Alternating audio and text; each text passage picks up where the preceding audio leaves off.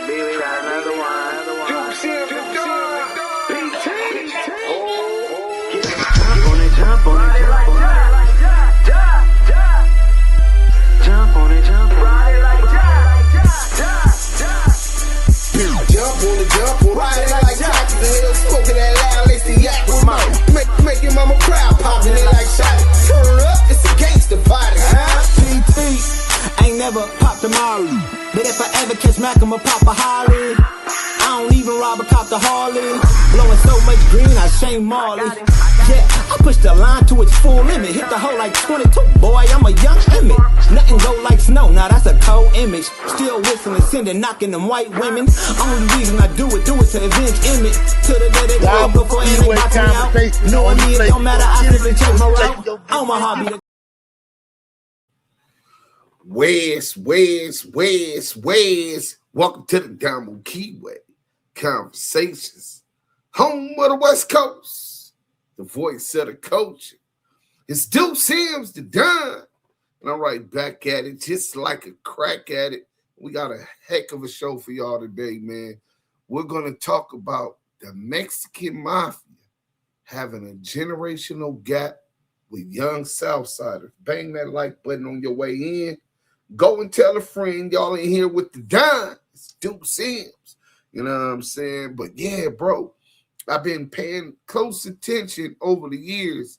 You know what I'm saying? Peeped the weakness in this game and I sold it.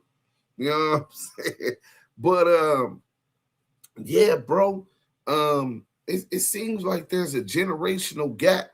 You know what I'm saying? Well, first and foremost, man, this is Damu Kiwe Conversations. Voice of the West Coast, the voice of the culture. If you didn't know, Damu Kiwe Conversations. So yeah,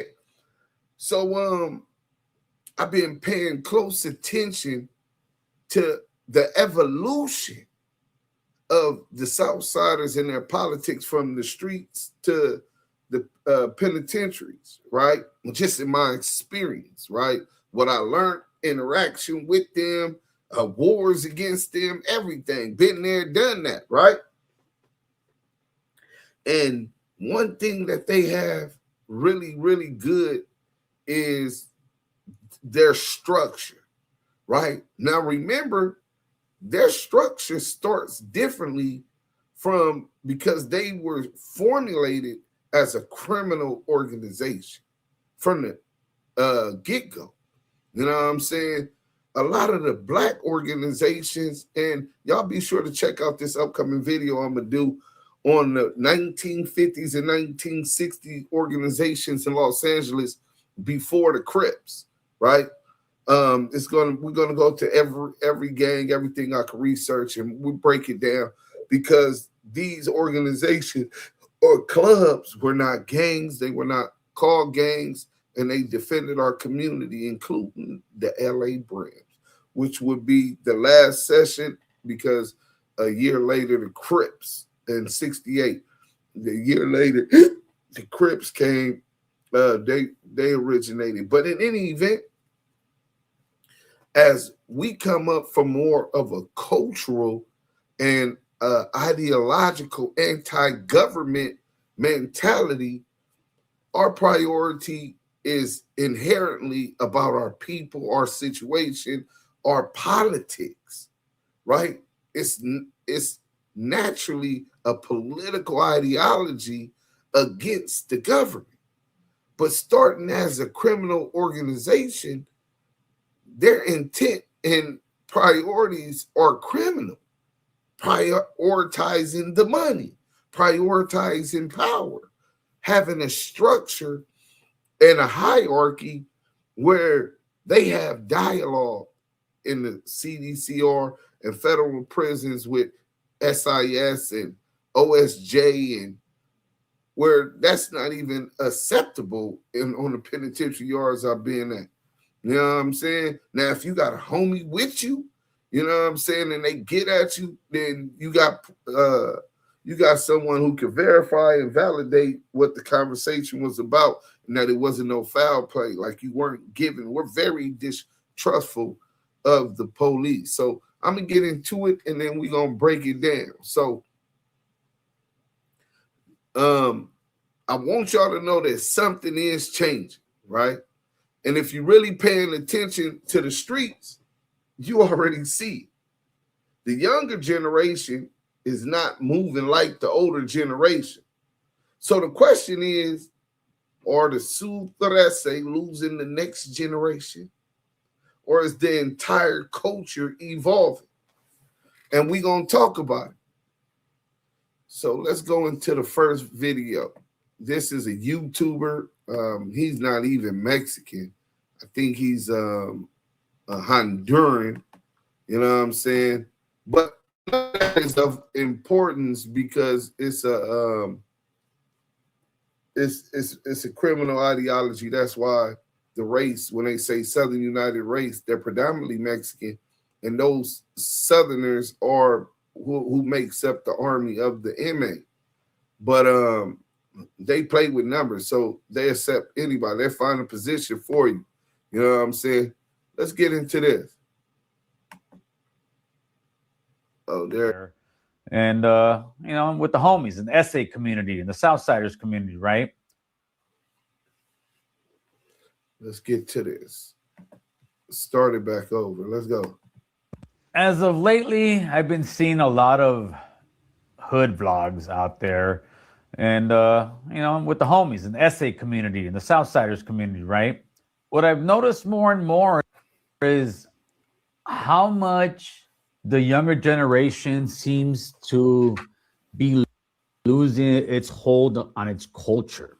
So the ones that are out there now, quote unquote, with the function, with the business, it seems like a lot of you autos have just completely lost every bit of your culture, or you're starting to lose every bit of your culture.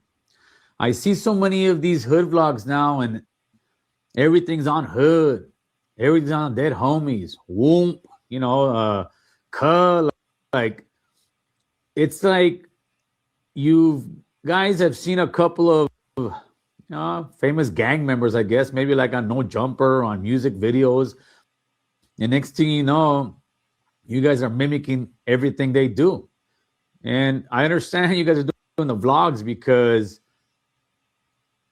you join a gang because you have low self-esteem. You don't have much going on in life, and I know because I was there.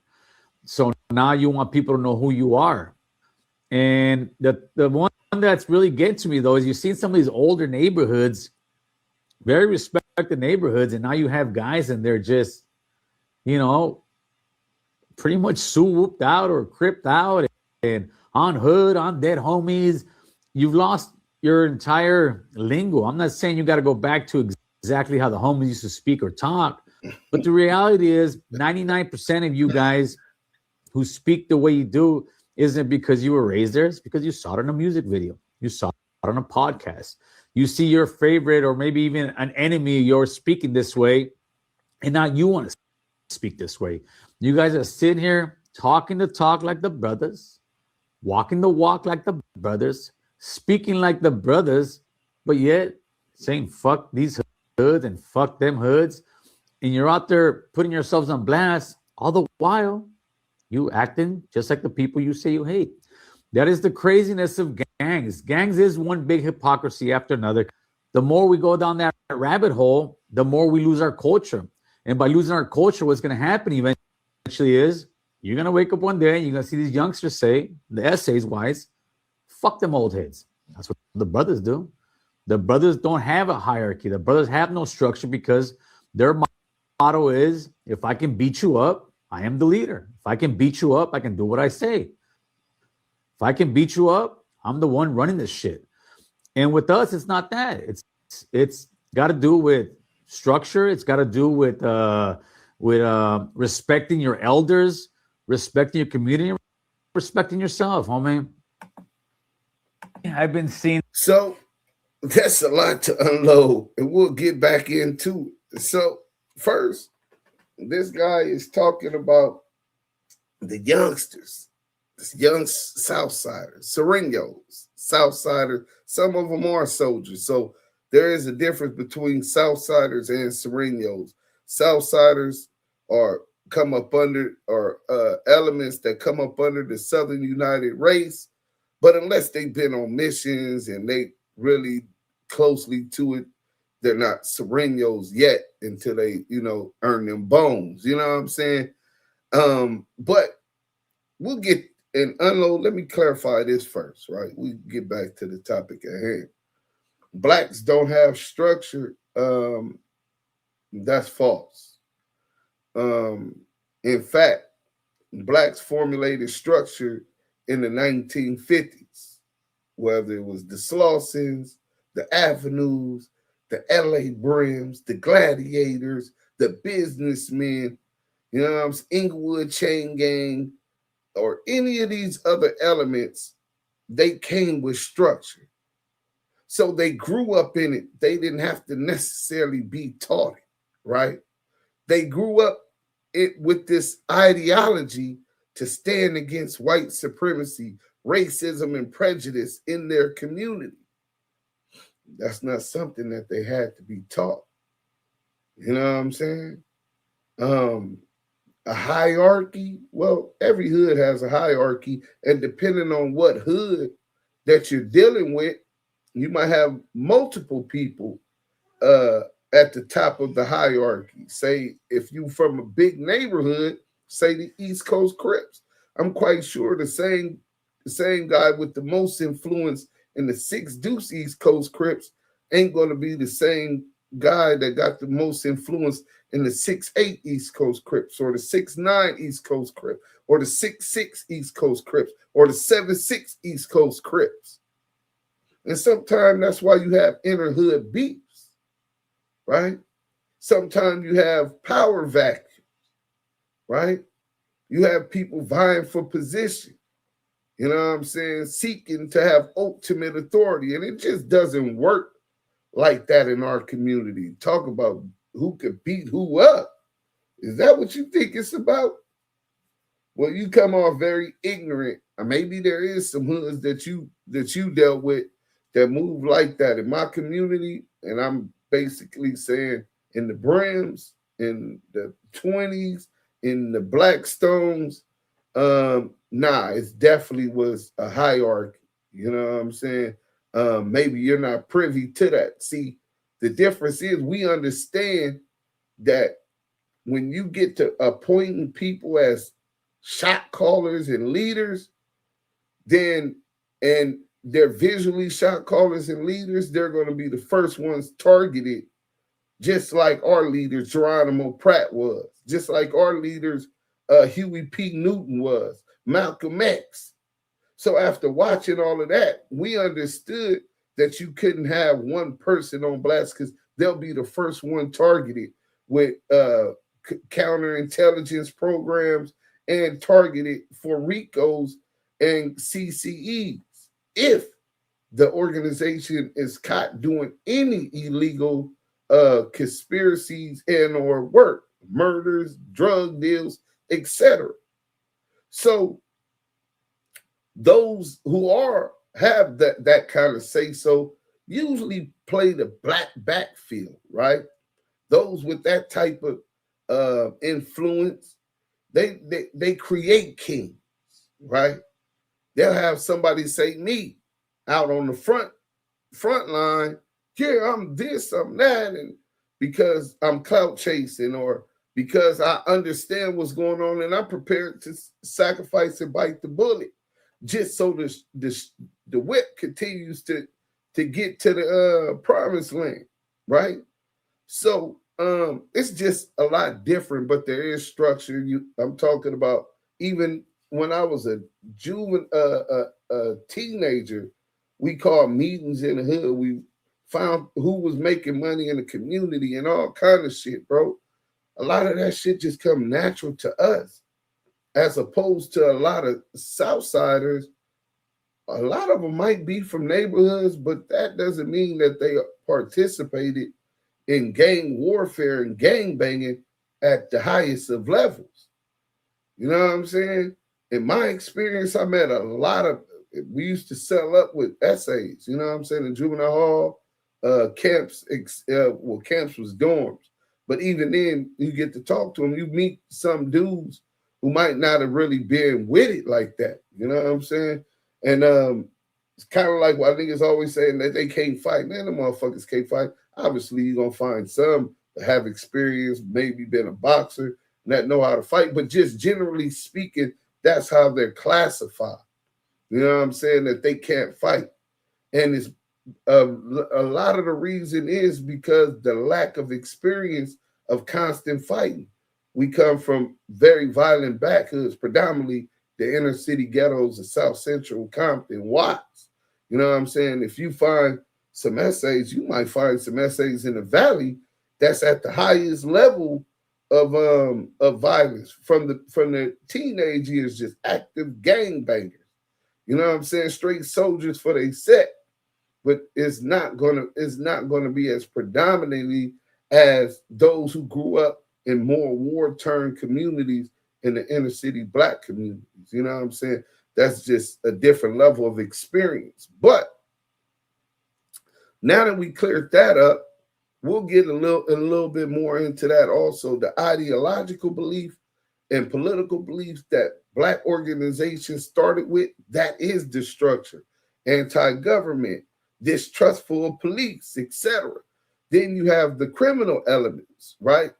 Which are more manageable, more controllable to the system, have dialogue with CDCR, dialogue with law enforcement. That's totally against what we believe naturally growing up, even if you weren't a gang member.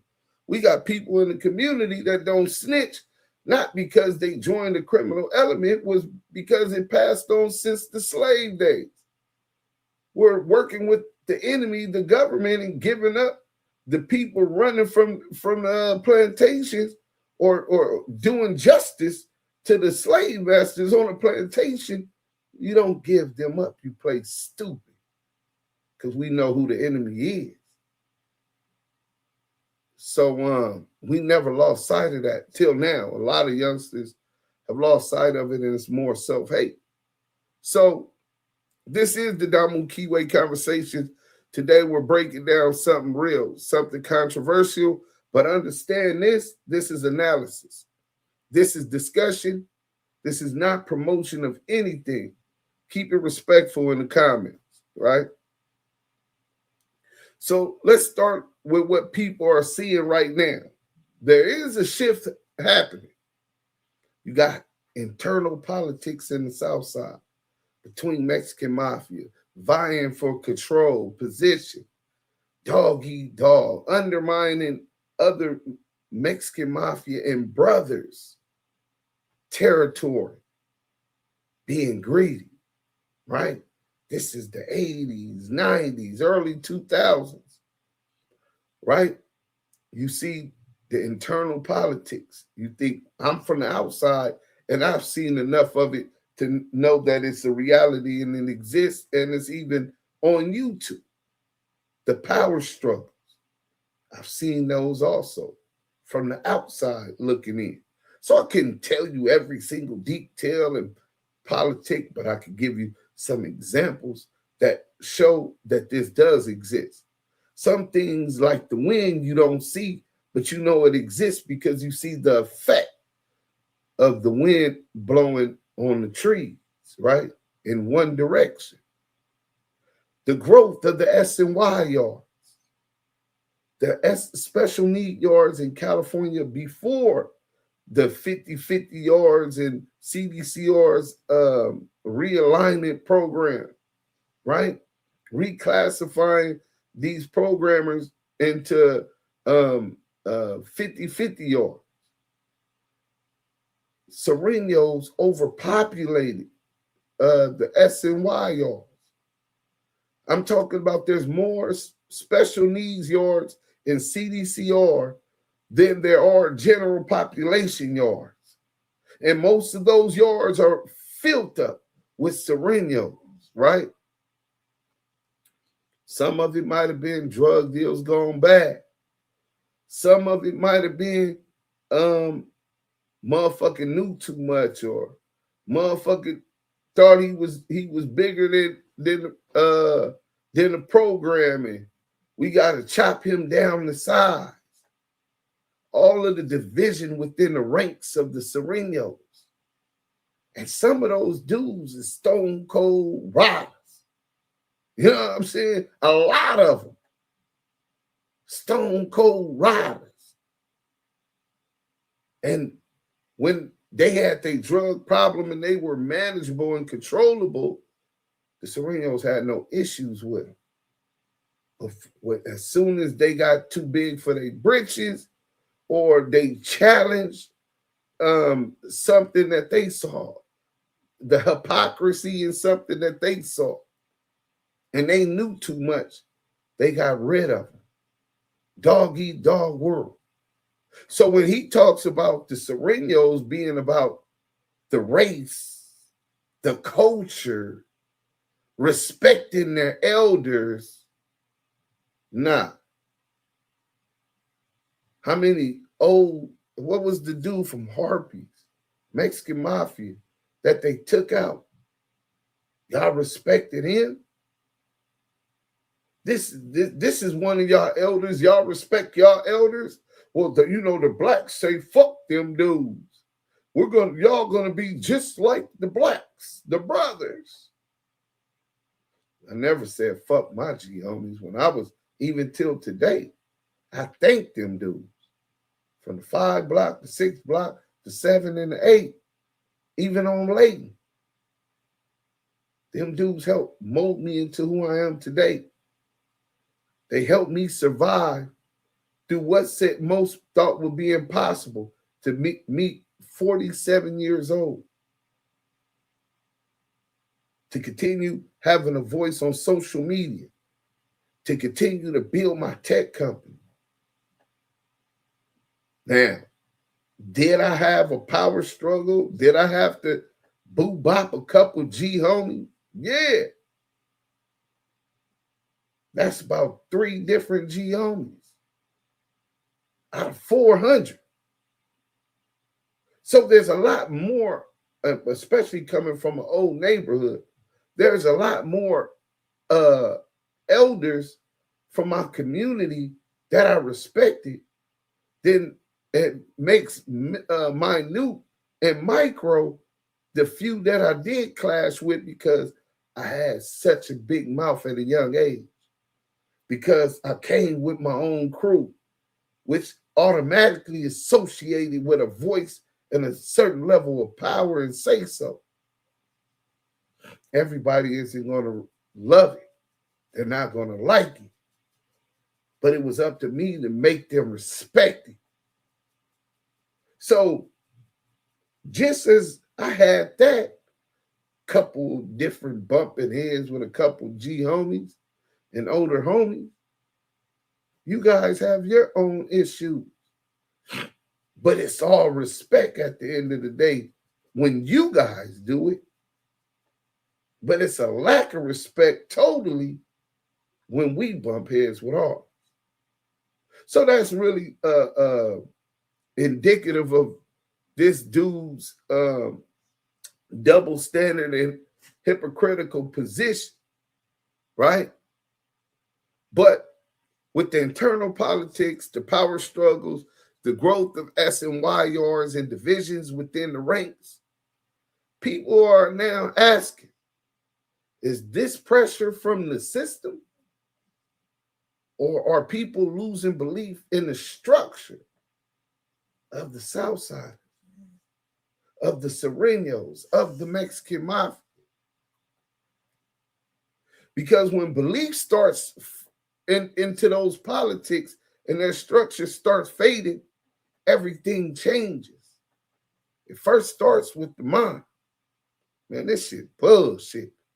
Man, these niggas is fuck. Wait, I grew up with blacks, bro. Man, that white boy on the yard for killing one of our people on the streets for doing nothing other than being Mexican. And we supposed to ride with these fools? We supposed to eat with these fools? But we can't eat with Duse M. Man, I met that dude at one of his concerts. That dude cool as shit. Nigga, we was eating big. Nigga, drinking big up in the club together. Nigga, I grew up hanging with blacks. Nigga, going to school with blacks, playing sports with blacks. Had fights with a couple of them, but majority of the blacks I meet love the SA. They love Mexican women and Mexican men, Mexican food, the culture. Blacks and Mexicans are similar. And that we both come from impoverished communities, primarily in Los Angeles, where we go to school and we grow up together. So you have those, right? So once they start seeing different things, their mind sees it, they see hypocritical. They see the hypocrisy. So them having to attack innocent blacks under, oh, it's just business, won't sit right in their heart. Now on that yard, under the threat of violence, where the politics control them, they understand they gotta move. But even when they move, they're going to do the minimum amount necessary, as opposed to going all out, because they believe in justice. They believe in what they doing. And trust me, bro, that's a totally different fight, homie. You know what I'm saying? It's a totally different fight. You got somebody who's, well, if I don't get cracking and punch a couple fools, I'm going to get stabbed after this is over with. So doing the bare minimum, as opposed to somebody like me who feeling like, look, we outnumbered 35-12. Nigga, I got to eliminate at least 3 of these motherfuckers to have a chance of helping somebody else and making sure we minimize casualties. We fighting for our life. So when niggas be like, damn, you know what I'm saying, Duse M, how did y'all, I seen the video, how did y'all, 12 of y'all defeat and chase 36 essays, Southsiders out of the unit, then go after them? And I'm starting to believe that it wasn't that we was just so big and bad and tough. We were in survival mode. And all of the Surenos necessarily weren't mentally or committed in their heart. Let's get to the next video and then we're going to break it down some more, right? You know, let's move from opinion to documented history. And this part is important because this isn't just talk. This is backed by federal cases and reporting.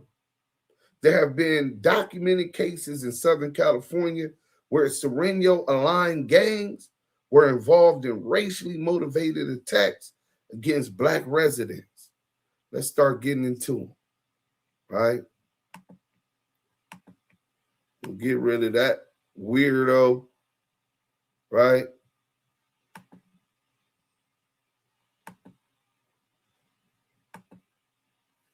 And we'll go to this. So this was a Black Lives Matter, and we'll get into some of the hate crimes and all of that stuff, but this was a Black Lives Matter, what you call it. Look at the LA Sureno Mexican gangs. Look at this.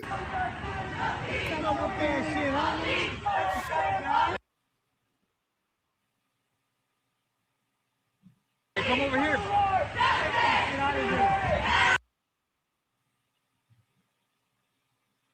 Get that shit out of here.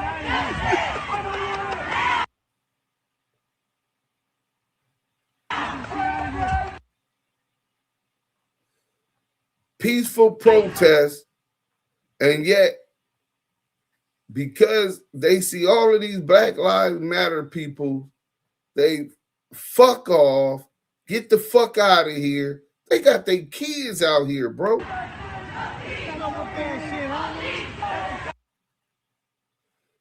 Homie. Hey, come over here. They call each other homie all the time and use that word when it derived from niggas. You know what I'm saying? From Black culture. One of the things that dude was just talking about. So he there was a lot of truth to what he said also. You know what I'm saying? So in cases involving the Azusa 13, the DEA described a 20-year campaign. Let me see if we can find that video real quick. A 20-year campaign to harass and terrorize Black residents. Azusa 13 campaign against Blacks. And this resulted in federal hate crime allegations. So let's get into this real quick, right?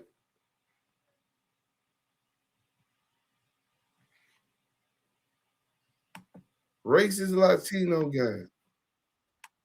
Now, this is about 13, 14 years ago. Prosecutors Civil say rights violation. Let's get into in it. Southern California, alleged members of a Latino street gang are being charged with drug trafficking and civil rights violations. Prosecutors say the Azusa 13 gang waged a long campaign to rid their community of African Americans. NPR's Mandali Del Barco reports on 2 decades of intimidation and violence. 20 Azusa is a years. small working-class city along the train tracks in the San Gabriel Valley, just 25 miles east of Los Angeles. This is where members of the Barrio Azusa 13 gang monopolize sales of cocaine, heroin, and meth, says U.S. Attorney Andre Barat. This gang has waged an insidious 2-decade campaign of violence, fueled not only by drug dealing, but by racial animus and hatred. The 51 defendants are being charged with federal racketeering and also civil rights violations. Barat says since 1992, they've terrorized Azusa's Black residents. This gang made a decision. What are we going to do about the African Americans in this community? We need to get rid of them. And I mean, they made no bones about it, confronting African Americans in the city of Azusa, telling them to get out. You're not welcome here. And they were explicit racial epithets. F the N's. UNs are not allowed here. Barat says gang members intimidated, beat, robbed, and kidnapped Black residents and even murdered a teenager. Azusa police and federal agents interviewed informants, witnesses, and victims to collect evidence that Azusa 13 members paid taxes to the Mexican Mafia prison gang for narcotics sales. Police Chief Robert Garcia says targeting Blacks was part of their business plan. Some of it is just racial prejudice, but some of it does interfere with the business enterprise of the drug sales. They wanted to make sure they had the strong market share. Lalisa Morgan has lived with her family in Azusa for the past 10 years. Sitting at a city park, she tries to make sense of the gang's game plan. They want to make sure, even if I'm not Black, I'm Black, but I'm not gang affiliated, I may have relatives who are gang affiliated. So therefore, I can't be allowed to stay here because my relatives may come visit me and infiltrate this area. As a social worker, Morgan says she's sometimes afraid to go into certain parts of Azusa, and her children have been harassed. My son was jumped in 2nd grade. She says her older sons are also constantly threatened by gang members. My son said, oh, if you look at them back, they sweat you. But if you look down, like you're scared, then they trying to leave you alone. The hate crimes were even worse when Morgan's friend Claudia Owens Shields moved to Azusa in the late 1990s. She remembers one night when 3 African-American families were firebombed. Molotov cocktails were thrown into their homes. After that, the city created a Human Relations Commission that Owens Shields now coordinates. Lalisa Morgan is a commissioner. Every year, residents gather for a peace rally, and high school students get trained in tolerance and leadership. Owens Shields and the police chief say these efforts have helped reduce hate crimes to less than 1 a year. I know that we're making a difference, but I don't feel like this indictment is a reason to get comfortable. This is an amazing victory. We won this battle in an ongoing war. Owens Shields points out the KKK is just next door in neighboring San Gabriel Valley cities, but she says at least Azusa is confronting racial intolerance head on. Lalisa Morgan says she's determined to live among her mostly Latino neighbors in Azusa, the city she moved to from South Central LA. I found a niche of people that supported me and my family, and we became our own little family here because this is my home. Regardless of what the Azusa 13s think they want to do, this is my home. If the alleged members of Azusa 13 are convicted, federal prison might be their home for the next 30 years. Mandalit del Barco, NPR News. So that's from NPR. So this is about 14, 15 years ago. They were on a campaign to rid blacks, not gang members. Now let me tell y'all about Azusa. Azusa is part of the valley. I don't know if it's San Gabriel Valley or San Fernando Valley, right? The valley is for more upper middle class to richer people, right? You don't have a big population of blacks in Azusa in the first place. Maybe, let me see real quick. I probably could give y'all the exact numbers right there. What is the, let me see real quick, right? What is the black population?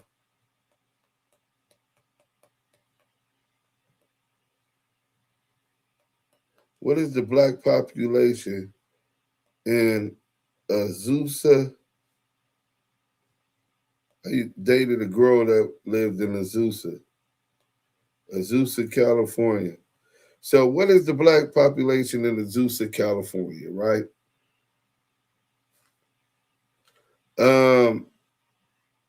About 2.8 to 3% of the population is black. That's about 1,400 to 1,600 residents, right? So 3% is predominantly Hispanics and whites. And these Azusa Azusa 13 by orders and ran a 2-decade campaign to run blacks up out of their community. We finna get to the next video, man. But as I was saying, bro, this is documented cases, and we're not gonna continue to go into them because I'm not trying to open up sore wounds, but just evidence of how deep the agenda and the hate that was being pushed by these Southern Mexican gangs. Now, Azusa, there's not one black gang in Azusa. The Crips, Bloods, Black Rag, none of that. So they don't have that kind of resistance going up against them. They don't have a black gang that is constantly holding them accountable for terrorizing these black residents, right? Some people don't even know that this occurred. I just kept note of it. I kept note of them. I kept note of the Puentes, El Monte Flores, the 18th Street, and other Hispanic gangs that targeted blacks, right? And I'm not talking about targeted black gang members. Florencia 13s, them too. Because they don't necessarily target black gang members. They'll shoot anybody black. I wonder what the real agenda at the top really was. Because if they're not selling drugs, then why are you trying to do them? Firebombing homes of residents that aren't gang members, just based on the fact that they're black. Do you think that these young essays was cool with that when they heard about that type of shit? You know what I'm saying? You think they was cool when they heard their uncle got tied up and extorted, tortured, and unalived by the Surenos and the based on those politics? And then they go see that they big homies, the money that they're used to take and extort their own people is going up in the arm in the prison cell of they big homie, shooting heroin and crystal meth. That ain't for la raza. That ain't respect for your people. So these youngsters see the hypocrisies and the actions of the older regime, and they're rebelling. You see, by making sure they demonstrate and show, look, we like y'all. We fuck with y'all in their actions, in their music, in their clothing, and how they walk, and how they talk. The culture resonates with them because they grew up with blacks. Quite sure some of them closer to South Central, Compton, Watts, Long Beach. Some of them, well, Longos have a reputation of being racist, but not all of them, right? I'm quite sure some of them grew up with blacks, but they have rivalries with black gangs. That doesn't necessarily mean racism. Sometimes it does come down to territorial, and I can respect that, right?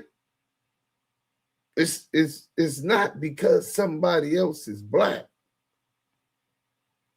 Do you know how many targets it would be if blacks just started unaliving every Mexican in LA they seen? The Crips and Blood.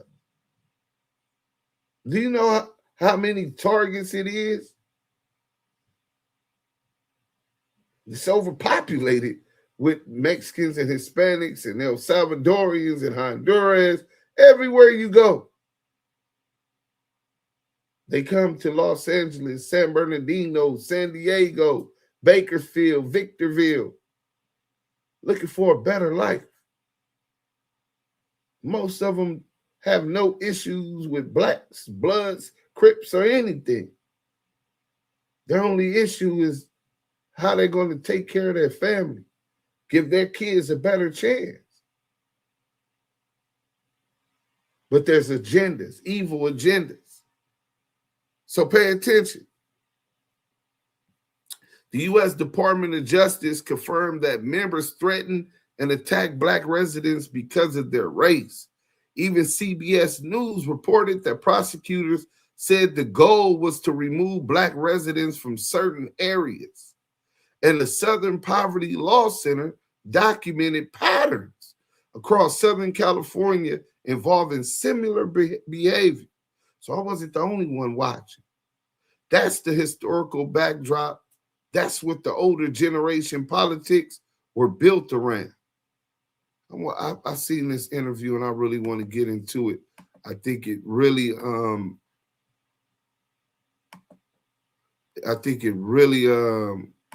highlights the mentality. Pay attention to this. The biggest contradiction that I've ever noticed, and I saw a video the other day by some cat in New York, a Crip out in New York, saying basically he didn't respect Sureños because when we get to the pen, we link up with Nazis. And honestly, this has been something that always did kind of make me scratch my head. It's been happening for so long before my time. It's going to be. So it's making him think like, damn, this New York Crip dudes talking about they don't respect Sureños because we roll with Nazis. Cold game. The truth of the matter, he like, man, it's been making me think like, man, what kind of shit these niggas on? You know what I'm saying? This been going on before me, but damn, bro.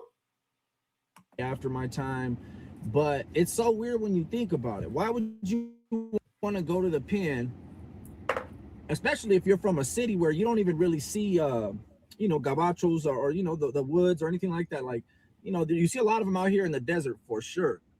But, a lot of you guys come from cities, South Central, Watts, Compton, wherever, where there's not that strong of any type of presence of that, like, that nature, the wood nature, or the Aryan nature or whatever.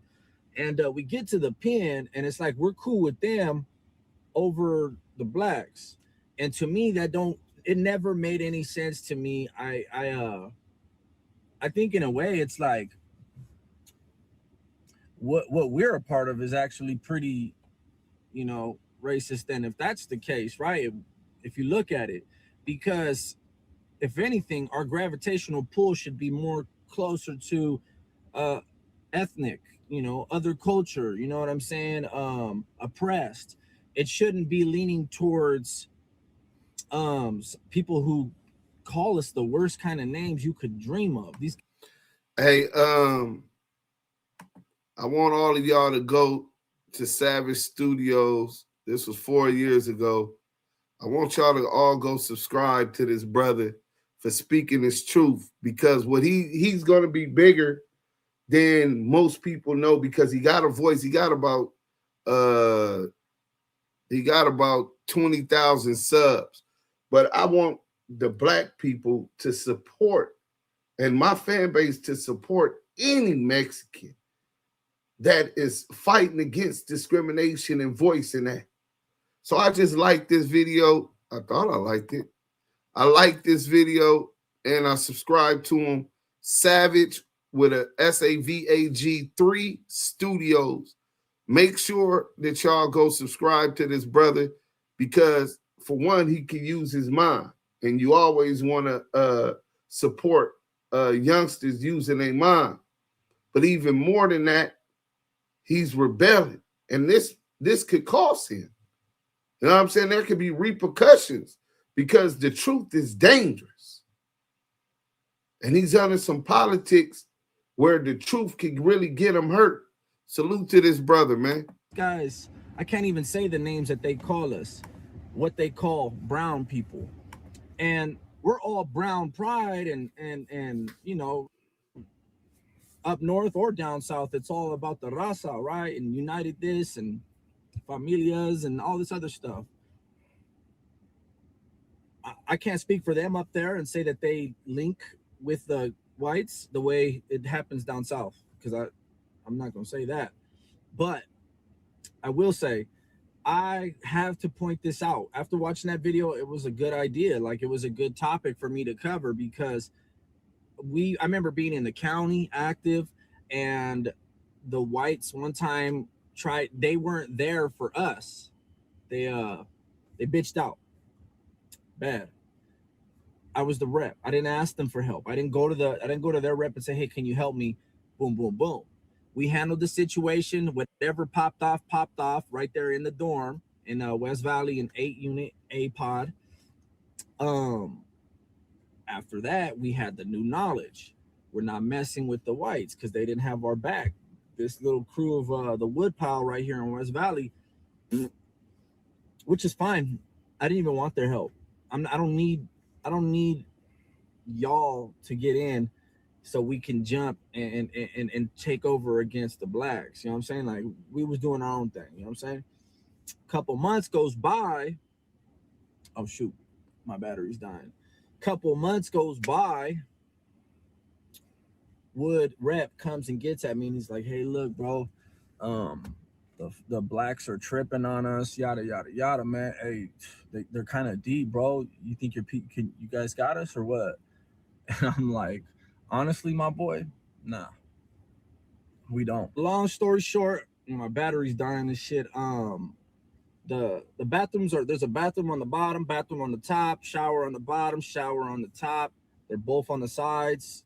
The staircase is up the middle. Anyone who's been to West Valley County Jail in the dorms, you guys know.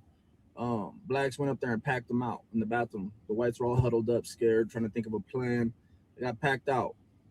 I had a lot of white friends inside of jail, you know what I'm saying, that were cool, you know, business-wise and whatever, you know what I'm saying? But I just think I got to point it out, man. Like, what is the logic behind working with people that don't like you? They don't like your culture. They don't like your history. They see you as a skid mark, you know, on earth, on the face of earth. Yeah, but we go to the pen and it's all buddy. Oh, we can relate. And then you had like the lowriders, the Nazi lowriders who have like that Chicano swag, that Cholo swag.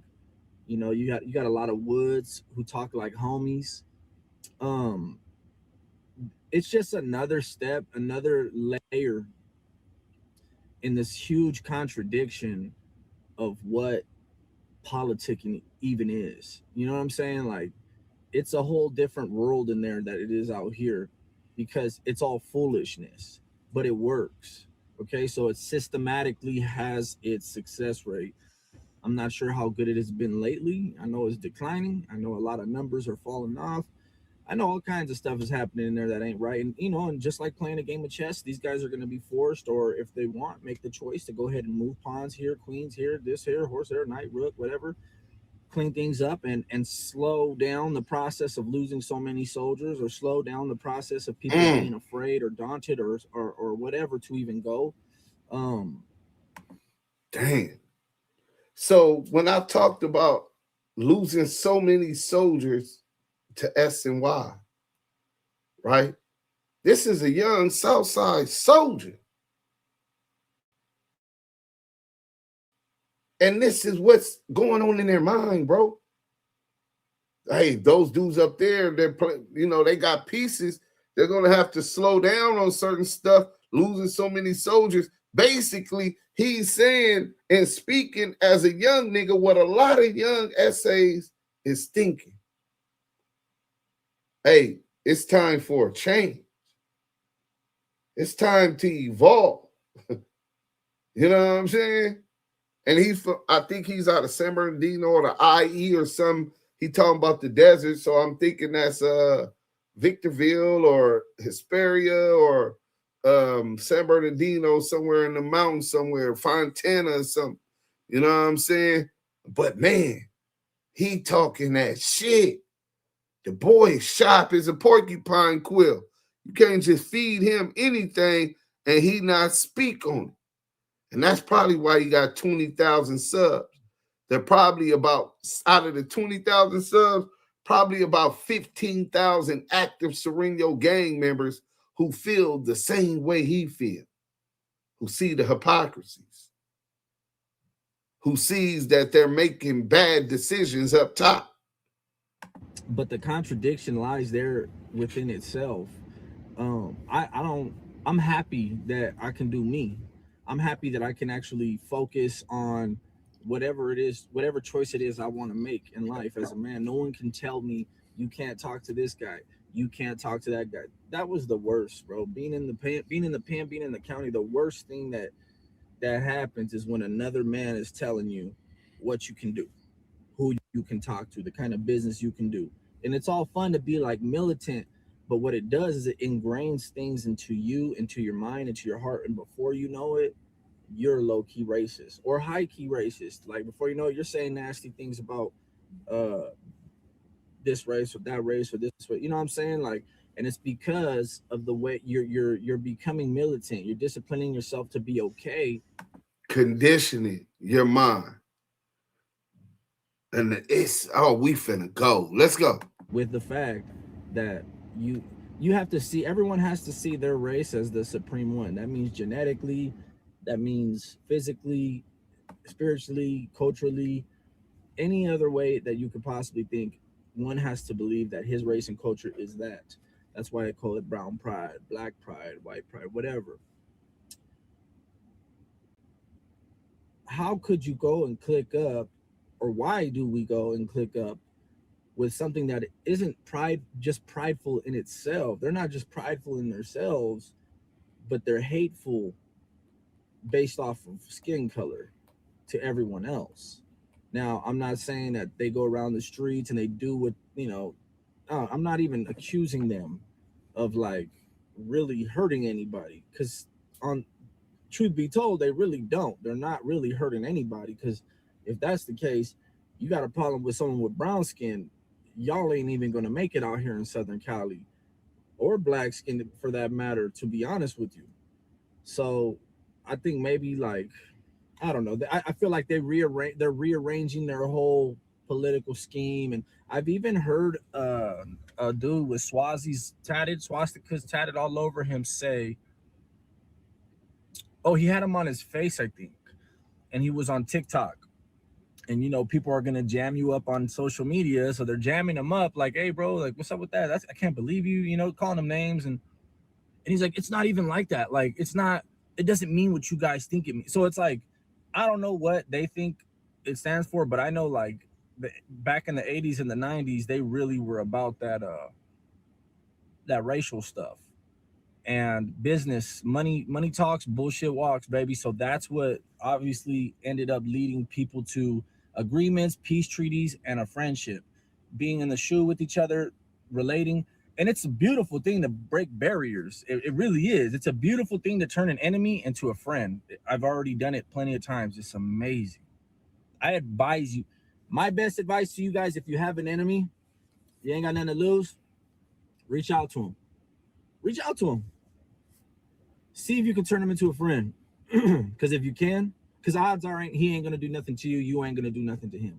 Because if you can, it's going to make you feel good, man. It's going to take a little thing off your shoulder that you didn't even know you had on your shoulder. Try it. You know what I'm saying? However, although that's all cool and fine and dandy, I still feel like us as a people in prison, if anything, should be allied with the blacks. That's just my opinion. That's my 2 cents. I hope you guys like this video. Smash that thumbs up, that subscribe, and don't think with a racist mind. I know a lot of you viewers, man, you guys be like kind of racist sometimes, man. Try to think with like, make sense of it. You know what I'm saying? It's one organization that literally calls us names, bad names, tells us to go back to Mexico and all this other crazy stuff. And then you got one that we find ourselves talking crap about. They don't, yeah, they do the whole thing with the paletero, man. Like you're taking a few isolated incidents by young kids or dummies, but as a whole, they don't attack like that, bro. They're not about that whole let's go and just point them out because they're brown skin. They have black skin. Why would they do that? They have black skin. You know what I'm saying? I'm not saying they don't do it ever. When you grow up in any type of hood environment, or when you grow up or go to the pen or the county, of course, you got it to some degree. You're just not going to like that person or their homies or anything, and you're going to say things that you know. So I wanted y'all to see some of the comments. Look. So I bet you this dude's an older dude. The Claw. Don't call yourself a Sereno. It's insulting.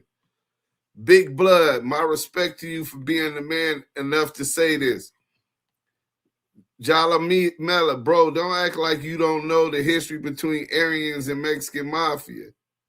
Blame same reason why you function with Levi's who testified. Don't make sense, huh? You have a dropout acting like he's black. So they saying he's a dropout. Why do Deuce Fiver share yards with Chomos? Just makes sense. Oh, so this nigga's a Deuce Fiver, right? But that means he dropped out because of the politics, right? All the elote attacks are by who? Not any wood. They sure got a lot of rules for being a bunch of people who have trouble following laws and rules. Why do PC dropouts come on YouTube and act like they're active? Where's the pride in that? So they said this dude is a dropout. I had a Mexican homie growing up and he joined the gang and went in the pen and came out different. I was like, bro, we used to skate and drink 40s for years, and now you all of a sudden don't like black people. We used to have sleepovers and chill with each other's family. Shit strange, bro. I'm 31 now, and he is still on that BS. Last time I checked, shaking my head. Stay away from gangs, kids. We ain't oppressed. You're oppressed. Speak for yourself, that's it. Prime example of never running your mouth. About time someone from the brown side spoke on this. 100. Trade routes are established. Swastika was a Native American, Siberian, Mongolian, Turkic symbol before Aryans even existed. That's not why they it's not what they use it to represent. Some of these dudes is irrational. I can't speak for California, but on the East Coast, a lot of the time, Irish, Italian, and Mexicans tend to stick together a little because of being Catholic.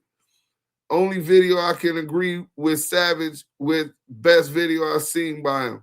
Facts, you speak in facts. As a brother, I always thought that was funny. Whites use 13 for protection. Blacks and Mexicans always got a friend from 10 from school. So this is what I was talking about. You know what I'm saying? So this dude was a Sereno, and I guess they're saying he a dropout. I cannot confirm or deny that. You know what I'm saying? I don't know but he's a Mexican from Southern California. You know what I'm saying? So now here's where everything starts changing, right? The younger generation didn't grow up like that. They grew up together. Same schools, same neighborhoods, and more importantly, they grew up in hip-hop culture. So now you got shared language, shared styles, shared experiences. So when you try to push these old narratives, it doesn't match their reality. They're not looking at each other as enemies first, like the first YouTuber said. Who might be who's your real enemy? They're looking at each other as friends, as classmates, people they grew up with.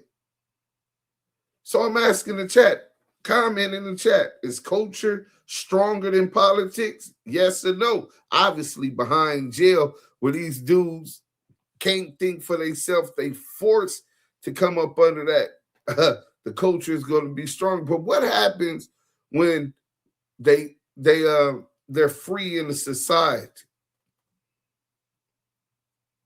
They got pistols, they got chopsticks, they got independent minds, and they want to utilize and exercise that independent thinking, just the way this youngster was. So structure versus resistance, right? Now let's go deeper into what the first dude said earlier, because this part explains a lot. Different groups are built on different foundations, right? Some are built on mindset of resistance against the system, distrust of authority, opposition as identity. We're the opposition. The Black organizations are the resistance to the system, right? Others, like the Surenos, develop more structure, a hierarchy, a chain of command. And whether people like it or not, that affects how the system interacts with you. Not just in jail, even on the streets, right? Because the system isn't asking who's right, they're asking who's manageable.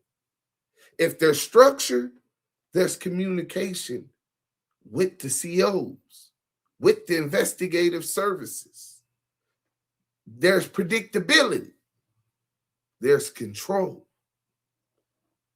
Because of the structure is being implemented and having a chain of command that communicates with the administration, with the investigative services, OSJ and SIS in the feds, SIA in the feds, right?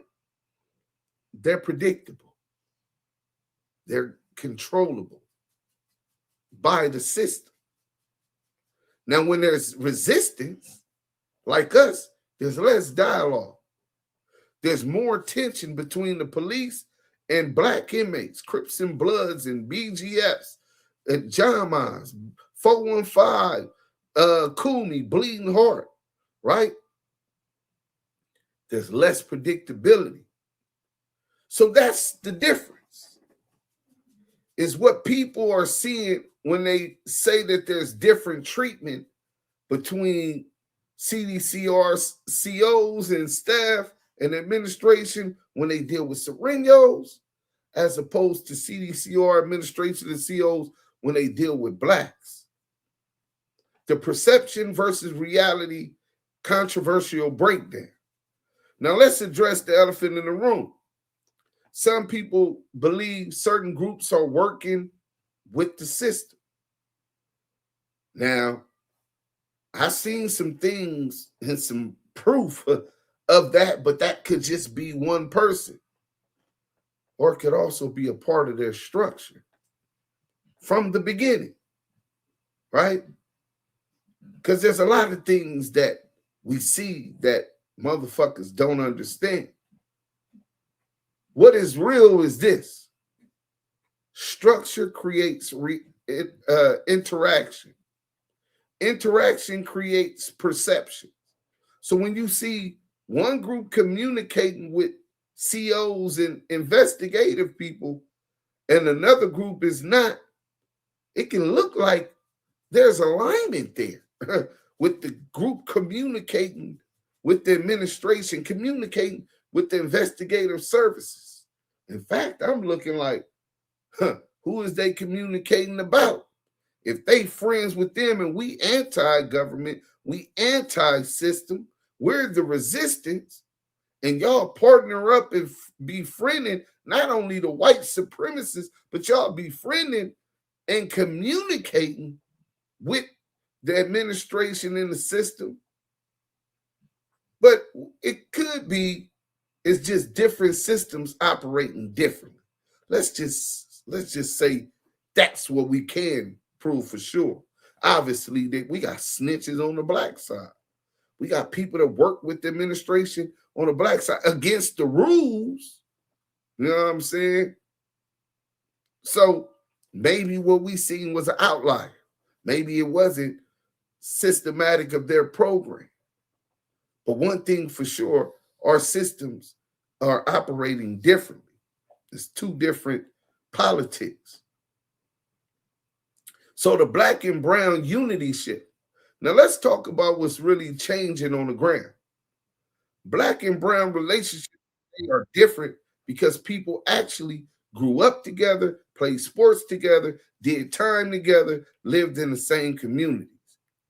And when people know each other, it's harder to hate each other. Like they say, prejudice lives in ignorance. And the younger generation, they not ignorant to each other, bro. So let's bring it back full circle. We are a little over an hour already. Are Sereno 13s losing the next generation? I want y'all to comment in the bottom and let me know in the chat and let me know if the Sereno 13s and the Mexican Mafia are losing the next generation. Or is the next generation rejecting the old systems? Are they questioning these contradictions like this dude did? Or are they evolving to build something new? Is this collapse or evolution? And that's for y'all to decide. Drop your thoughts in the comments. Keep it respectful, though. This is Damu Kiwe Conversations. We out.